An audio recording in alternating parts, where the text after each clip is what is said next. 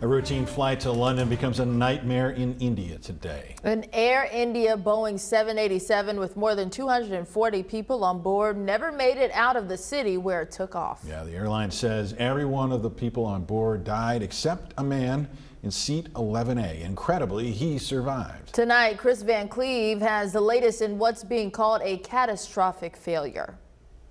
Air India Flight 171 took off from Ahmedabad, a city of 8 million people, just before 2 in the afternoon. It would be a short and deadly flight. The Boeing 787 was headed for London's Gatwick Airport with 242 on board. The plane struggled to gain altitude and then sank towards the ground.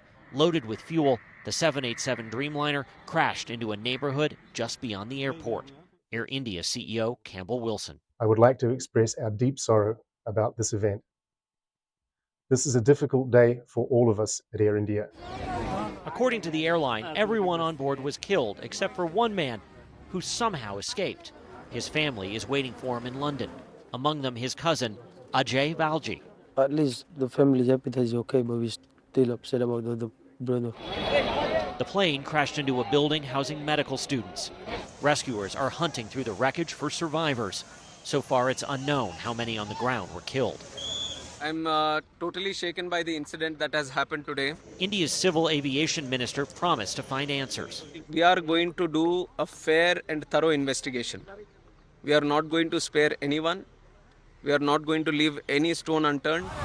The nearly 12-year-old aircraft had logged more than 41,000 flight hours.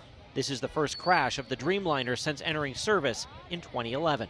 More than 1,100 Dreamliners are currently flying, and airlines have nearly 1,000 more on order. Captain Ross Amer was a simulator pilot during its development. I consider it one crash all these years with a number of airplanes flying every day. I still consider it a very safe aircraft. Boeing CEO says the company stands ready to assist the investigation. This crash comes as Boeing has been trying to turn the corner after a series of high-profile accidents and production problems. The difference here, this is not a new airplane, but rather one that's been in service for years. Chris Van Cleve, CBS News, Denver.